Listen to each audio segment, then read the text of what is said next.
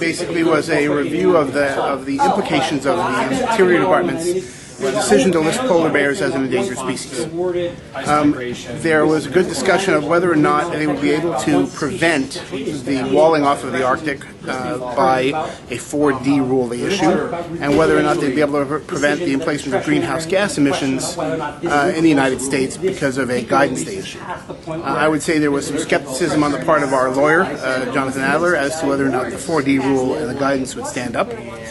Whereas our representative from the Fish and Wildlife Service, I believe, put a little more faith in those provisions preventing major damage. This listing is not something I think makes a lot of sense, although I do believe it was legally required.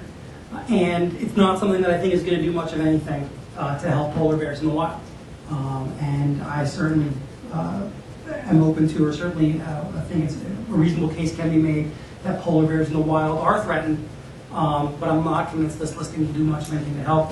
Our mission is not just endangered species. Our mission is conserving natural resources of this country for future generations. We just had a great conversation about the polar bear and how we are implementing the Endangered Species Act in consideration of all of the appropriate regulatory frameworks and ensuring that we talk about the climate change issue and making sure that we implement it in a way that will help us manage this as a multinational global issue.